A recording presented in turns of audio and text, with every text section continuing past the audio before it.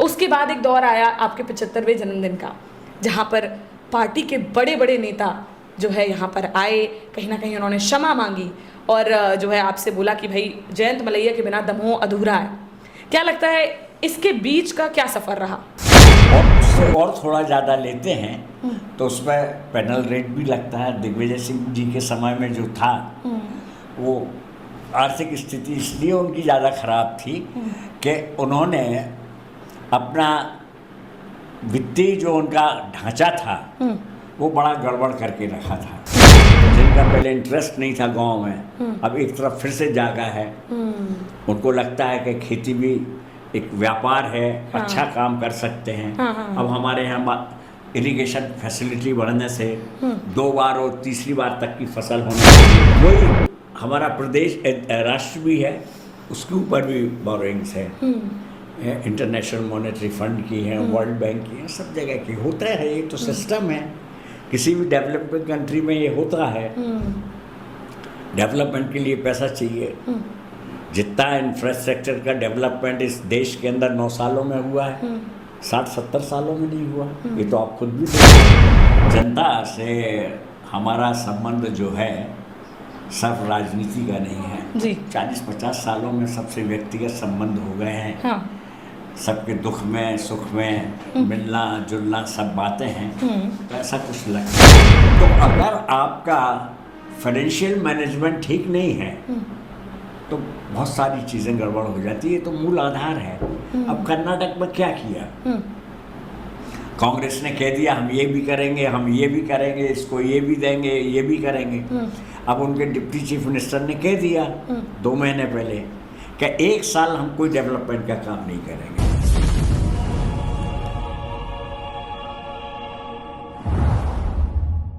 नमस्कार, मैं हूँ साक्षी राय और आप देख रहे हैं खरी बात न्यूज़। बहुत बहुत स्वागत है खरी बात न्यूज़ में। और हम हैं मौजूद दमोह में, और दमोह में राजनीति का सिरमौर कह सकते हैं, बीजेपी की राजनीति में बहुत बड़ा चेहरा। और दमोह में हम आपको बता देंगे हमारे साथ मौजूद हैं जयंत मलैया जी, पूर्व में कई बार के विधायक, कई बार के मंत्री, और जो है अभी फिलहाल हम उन्हीं के साथ बैठे हुए हैं, जयंत मलैया जी के साथ। बहुत बहुत स्वागत है खरी बात न्यूज़ में आपका। धन्यवाद जी। सबसे पहले ये हमारा सौभाग्य है कि हम आपके साथ बैठे हैं, क्योंकि इतने सीनियर लीडर से मिलना कहीं ना कहीं मुझे लगता है कि मेरे लिए भी एक एक्सपीरियंस की बात होगी। तो सर, सबसे पहले यही पूछना चाहेंगे, चुनाव बहुत करीब है और इस बार क्या लग रहा है, आप चुनाव लड़ेंगे कि जो है आपके बेटे सिद्धार्थ मलैया? अब देखिए, तो पार्टी को तय करना है। अच्छा। मैं तो 75 वर्ष का हो गया हूँ जी। पार्टी को तय करना है। हाँ। मुझे देते हैं, सिद्धार्थ को देते हैं या किसी तीसरे को देते हैं, वो जिसको भी देंगे उसका काम करेंगे। हाँ। अच्छा, पर आपको लगता है कि कहीं ना कहीं जो मतलब आपके अलावा या जो है सिद्धार्थ मलैया जी के अलावा किसी और को टिकट यहाँ से मिल सकता है? क्योंकि 5 साल में जो समीकरण दिखे, कहीं ना कहीं ऐसा लगा कि पार्टी बीजेपी पार्टी जो है वो मलैया परिवार के सामने नतमस्तक दिखी। नहीं, ऐसा कुछ नहीं है। जी। ये जरूर है कि वर्षों से, दशकों से मैं और मेरा परिवार पार्टी का काम कर रहा है। बिल्कुल। और लोग आते हैं, जाते हैं, काम करते हैं। हाँ। ऐसा कुछ नहीं है। जी। और किसी और को भी टिकट मिलेगी जी, तो जैसा काम करना चाहिए हम वैसा ही काम करेंगे। बिल्कुल। नहीं, वो बात भी सही है। जैसे मैंने 5 साल का कहा, इसके अलावा भी अगर 84 से यहाँ का समीकरण देखें तो जितनी भी बार बीजेपी ने ये सीट निकाली वो ज़्यादातर, मतलब मोस्टली मुझे जहाँ तक याद है, हर बार आप ही के नेतृत्व में निकाली। और सिर्फ 2018 का वो मंजर था जब जो है आपको हार का सामना करना पड़ा था और कुछ चुनिंदा वोटों से करना पड़ा था। तो इसीलिए मैं कह रही हूँ कि बीजेपी का मुख्य चेहरा जो है यहाँ से आप हैं। इसलिए हमारा जो अनुमान है, हमें लगता है या तो आपको मिलेगी या फिर सिद्धार्थ जी को मिलेगी। अब देखिए, तो पार्टी के ऊपर निर्भर करता है। हाँ। वो जिसको चाहे उसको दें। अच्छा, अभी बीच में जब देखने को मिला कि एक दौर वो था जब पार्टी ने आपको कारण बताओ नोटिस दे दिया और काफ़ी आपसे सवाल पूछे, आप पर प्रश्न चिन्ह लगाए आपकी राजनीति पर। उसके बाद एक दौर आया आपके 75वें जन्मदिन का, जहाँ पर पार्टी के बड़े बड़े नेता जो है यहाँ पर आए, कहीं ना कहीं उन्होंने क्षमा मांगी और जो है आपसे बोला कि भाई जयंत मलैया के बिना दमोह अधूरा है। क्या लगता है इसके बीच का क्या सफ़र रहा? नहीं, सफ़र बिल्कुल ठीक रहा जी। वो तो एक बार नोटिस दे दिया जी, फिर उसके बाद विड्रॉ भी तत्काल कर लिया जी। और फिर मेरे बेटे को और जो 5 Suspend। मंडल अध्यक्ष थे उनके खिलाफ हुई कार्रवाई, तो फिर उन लोगों ने बाद में इस्तीफा भी दिया। जी। अब तो वो सब पार्टी में आ गए, पार्टी ने खुद बुला के दिया उनको, और ये तो चलता रहता है। ये उनका बड़प्पन था जिन्होंने यहाँ पर आके मेरे बारे में अच्छा बोला, ये तो उनका बड़प्पन है। मैं तो यही कहूँगा। हाँ। ये तो सारे बड़े लोग थे, चाहे वो शिवराज जी हों, नरेंद्र सिंह तोमर हों, सुमित्रा ताई हों, कैलाश विजयवर्गीय हों, सारे ही लोग थे। और सब लोग बहुत विनम्र हैं और बहुत दशकों से हम लोग साथ काम कर रहे हैं।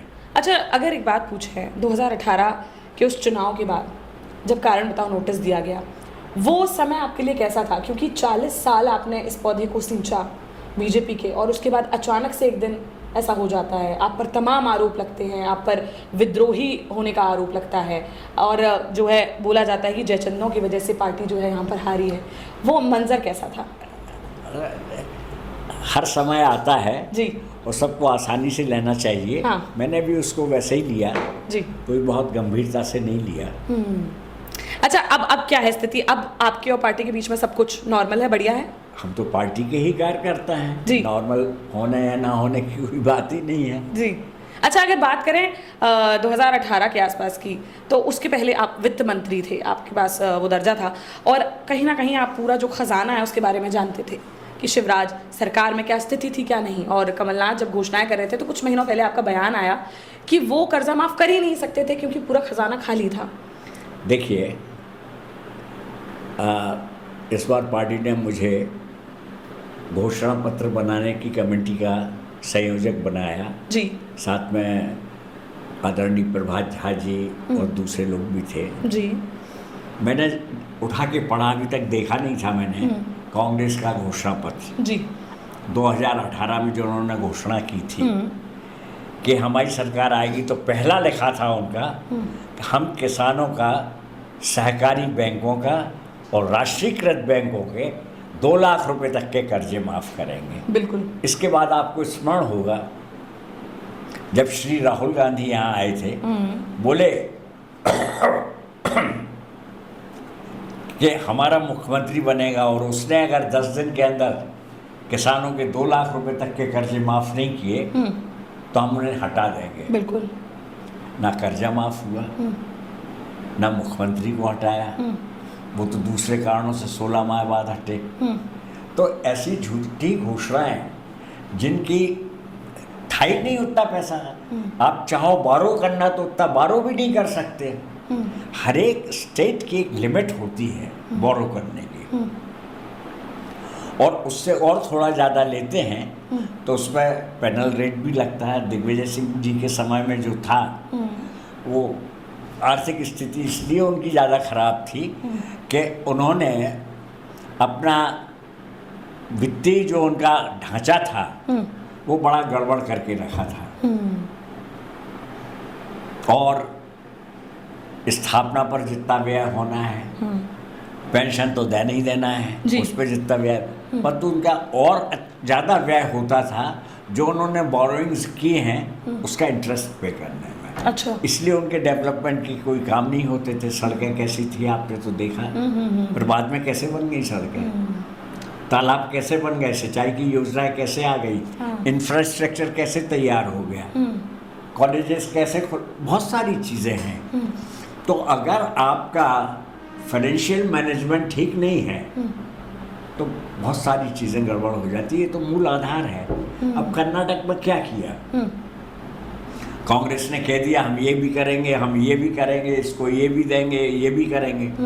अब उनके डिप्टी चीफ मिनिस्टर ने कह दिया 2 महीने पहले कि 1 साल हम कोई डेवलपमेंट का काम नहीं करेंगे। पैसे ही नहीं है, बारो भी नहीं कर सकते, बारो करके तो स्कीम्स चला रहे हैं। तो ऐसी घोषणाएं करने से कोई फायदा नहीं है जिनको आप इम्प्लीमेंटेशन नहीं कर सकते। जी। आपने वोटें जरूर ले ली पिछले बार, ग्रामीण क्षेत्र में उनको 2 लाख रुपए के किसानों के कर्ज करने की घोषणा का लाभ हुआ है, परंतु उसके साथ कितना अपने आप को ठगा महसूस कर रहा है किसान, आज तो उसको समझ में आ रहा ना। अच्छा, लेकिन कहीं ना कहीं वो कह रहे हैं कि ये गलती तो बीजेपी की है कि वो हमें खजाना खाली करके दे के गई और इतना कर्जे में डाल के गई। कर्जा तो कब से नहीं है। हमारे देश की कोई स्टेट ऐसी नहीं है जिसके ऊपर कर्ज नहीं हो। कोई हमारा प्रदेश राष्ट्र भी है, उसके ऊपर भी बोरोइंग्स है, इंटरनेशनल मॉनेटरी फंड की है, वर्ल्ड बैंक की है, सब जगह की होता है। ये तो सिस्टम है, किसी भी डेवलपिंग कंट्री में ये होता है। डेवलपमेंट के लिए पैसा चाहिए। जितना इंफ्रास्ट्रक्चर का डेवलपमेंट इस देश के अंदर 9 सालों में हुआ है, 60-70 सालों में नहीं हुआ। ये तो आप खुद भी देख रहे हैं। ट्रेन निकल रही हैं, रेल लाइन पड़ रही हैं, सड़कें बन रही हैं, नेशनल हाईवे बन रहे हैं, ब्रिजेस बन रहे हैं, एयरपोर्ट बन रहे हैं, पोर्ट बन रहे हैं। क्या नहीं हो रहा है? सब हो रहा है। अच्छा, पैसे का भी बंदोबस्त हो रहा है। और कम से कम ये खर्चा जो है ये स्थापना व्यय है, और जो इनका खर्चा था वो रेवेन्यू एक्सपेंडिचर था, जिसका कोई रिटर्न नहीं आता। अच्छा, तो आप जैसे कह रहे हैं ये जो योजनाएं हैं ये पूरी कर ही नहीं सकते हैं, क्योंकि खजाना कहीं ना कहीं खाली है, था और अभी भी 2023 में अगर बोरोइंग्स हैं तो ऐसे ही रहेगा। अभी भी है बोरोइंग्स जी, और आगे भी। अब आप जितना ठीक करते हुए जी अपने विकास की योजनाएं और जन कल्याणकारी योजनाएं चला सकें उतनी चला लें। बिल्कुल। तो ऐसे ही स्थिति अगर जैसे कि वापस से बीजेपी की सरकार आती है, तो जैसे अभी कांग्रेस घोषणाएं कर रही है वैसे ही बीजेपी भी घोषणाएं कर रही है, तो फिर बीजेपी को कैसे पूरी करेंगे? बीजेपी अब उनके पास अपना प्लान होगा, उन्होंने अपना बंदोबस्त करके रखा होगा। मतलब दोनों ही पार्टी कुछ ना कुछ सोच के चल रही होंगी। मुझे अच्छे से याद है जब 2018 में कर्जा माफ करने की बात चल रही थी जी, हम लोग भी बात कर रहे थे, कर ही नहीं सकते हैं। नहीं कर सकते तो नहीं किया। अब क्या है, जो विरोध पक्ष में है वो तो कुछ भी कह सकता है। हम तो आसमान से तारे तोड़ के ले आएंगे और आपको दे देंगे। अच्छा, इस बार दमोह की जनता वैसे क्या चाह रही है? आप लोग क्षेत्र में भी जा रहे होंगे, तो आपको कैसा रिस्पांस जनता से मिल रहा है?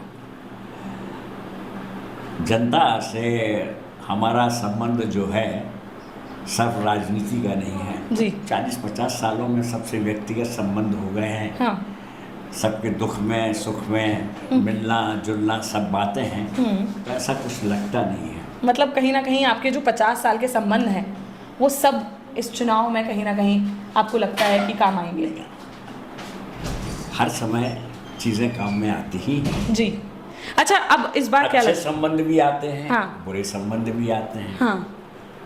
जो लोग पैसा लेके काम करते हैं तो वो कहते काय की संबंध, हमने तो पैसे दिए थे। बिल्कुल। और किसी के आप वैसे ही काम करते हो तो फिर वो कहता है कि हाँ ये है।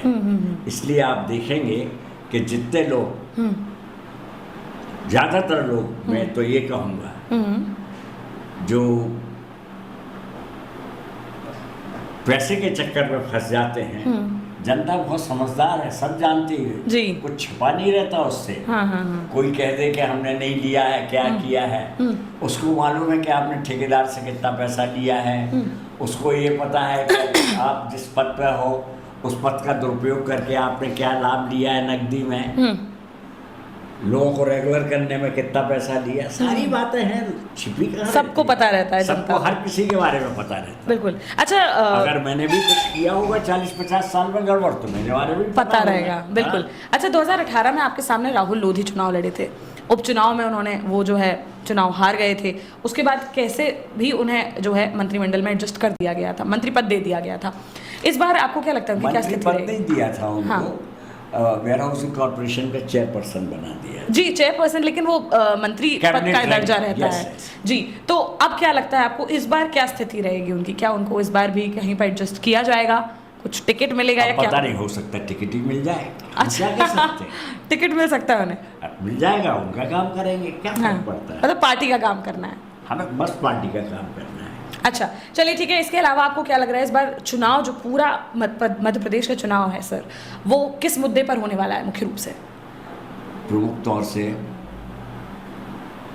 विकास के नाम से होगा, और जो हमारी घोषणाएं हैं, जन कल्याणकारी घोषणाएं हैं जी।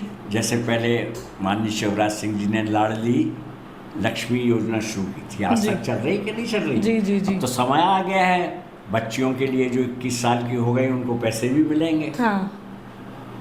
उसी तरीके से लाडली बहना योजना शुरू की है, फिर इसको प्रधानमंत्री आवास से और गैस के सिलेंडर से जोड़ा है।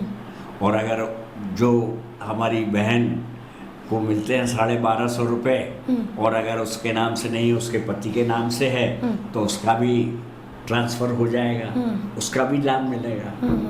तो ये योजनाएं ऐसी हैं कि महिलाओं की ताकत अपने आप एकदम बढ़ जाएगी। उनके हाथ में अपना पैसा रहेगा जो वो अपने ऊपर, अपने बच्चों के ऊपर या जिस चीज़ के ऊपर भी खर्च करना चाहें कर तो सकती हैं। बिल्कुल। अच्छा सर, चूंकि आप इतने सीनियर लीडर हैं, आपको इतने सालों का एक्सपीरियंस है और आप सरकार में मुख्य रूप से जो है इतने इम्पॉर्टेंट जो है पोर्टफोलियो संभाल चुके हैं। सर, ऐसे में एक बहुत इंपॉर्टेंट सवाल है जो मैं पूछना चाहती हूँ, जो आज आम जनता का सवाल है और हम हर जगह सर्वे कर रहे हैं उनका है कि आज के समय में एक बहुत बड़ा मुद्दा रोजगार बनकर उभर रहा है। रोजगार के लिए जनता बहुत परेशान है, युवा बहुत परेशान है। आपको क्या लगता है इसका क्या निराकरण है आगे? देखिए, जब मैं बच्चा था जी, तब मैं 2 बातें सुनता था जी, हमारे यहाँ बहुत महंगाई है। और आज मैं 75 साल का हो गया हूँ। हाँ, बहुत महंगाई, बहुत महंगाई है। तब भी सुनते थे जी, बेरोजगारी है। जी, आज भी सुनते हैं बेरोजगारी है। सरकार के पास तो सीमित हैं साधन, और मेरा ये मानना है सरकार को जितने भी पद हैं, शिवराज सिंह जी ने तो काफ़ी कुछ भर भी दिए हैं, और भी अगर कहीं कुछ हैं वो पद भरना चाहिए। और सेल्फ एम्प्लॉयमेंट की जो गवर्नमेंट ऑफ इंडिया की स्कीम्स हैं, स्टेट गवर्नमेंट की स्कीम्स हैं, इनको अच्छे से इम्प्लीट करें। जैसे विश्वकर्मा योजना है जी, जो लोग हैं अपने हाथों से काम करते हैं, औजारों से काम करते हैं, वो बढ़ई हो सकते हैं,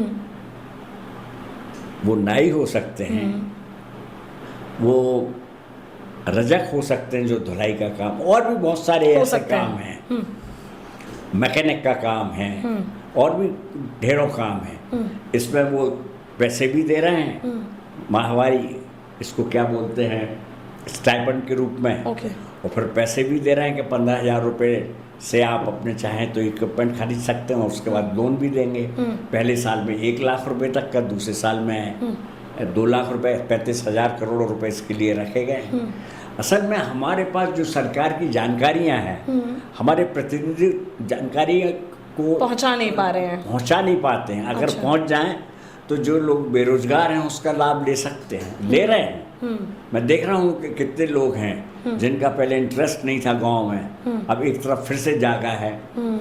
उनको लगता है कि खेती भी एक व्यापार है, अच्छा काम कर सकते हैं। अब हमारे यहाँ इरिगेशन फैसिलिटी बढ़ने से 2 बार और तीसरी बार तक की फसल होने लगी, और आने वाले समय में जहाँ हमारे सिंचाई की जितनी भी योजनाएं हैं, पंचम नगर है, जूड़ी है, साजली है, सद्दरू है, हमारी हजारों करोड़ों रुपए की योजनाएं दमोह जिले में जब ये पूरे स्विंग में चालू हो जाएंगी, चूंकि मैं 5 वर्ष रहा नहीं जी, तो इसमें ढील आ गई। अच्छा, हाँ, बंद तो नहीं हुई, बहुत ढील आ गई। अब ये तेज गति से चलेंगे तो हम भी हरियाणा और पंजाब के मुकाबले खड़े हो जाएंगे। बिल्कुल। चलिए ठीक है, दमोह की जनता के लिए सर क्या संदेश आप देना चाहते हैं, क्या अपील करना चाहते हैं उनसे? दमोह की जनता से मैं क्या कहूँ, दमोह की जनता से इतना स्नेह मिला है, इतना प्यार मिला है, इतना भरोसा मिला है।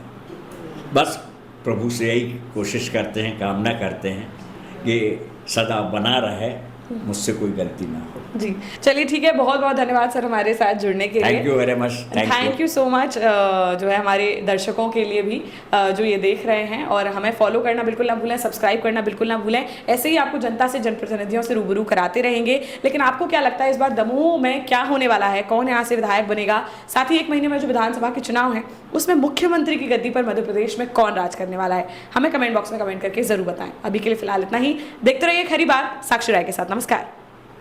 देश का जाना माना सैनफिन ग्रुप आपके लिए फिर लाया है झांसी में वास्तु के हिसाब से फ्लोर प्लान सहित एक शानदार टाउनशिप, जिसमें सुरक्षा की दृष्टि से सीसीटीवी, एक ही ग्रैंड गेट से एंट्री और एग्जिट, चौड़ी सड़कें, parking, car wash area, senior citizen and international fountain parks, swimming pool, gym, badminton, tennis आदि courts, school, hospital, shopping mart आदि कई सुविधाएं। इसीलिए तो हम झांसी में लोगों की पहली पसंद। 12 साल पहले अपने स्टार्टअप के साथ ही योग्य नेतृत्व, अनुभवी टीम और सक्षम सेंट्रलाइज और उत्तरदायी प्रबंधन के बल पर सबको घर गुणवत्ता के साथ समय पर घर की योजना के तहत सैनफिन समूह ने बहुत ही कम समय में 1500 से ज्यादा यूनिट्स को दिया है कब्जा। समय पर डिलीवरी से हमारे ग्राहकों में बढ़ा है विश्वास और मिली है संतुष्टि। सैनफिन समूह ने बहुत कम समय में Sanfin Ashok City, Green Homes Residency, Green Homes City, Sanfin Ashok Valley, Delhi Public School, Sanfin शाखा, केन सैनफिन अस्पताल सहित कई अन्य परियोजनाओं के साथ नई झांसी के निर्माण में स्थापित किया है एक बड़ा मुकाम। तो आप भी आज ही आइए अपने परिवार के साथ और कीजिए अपने सपने साकार।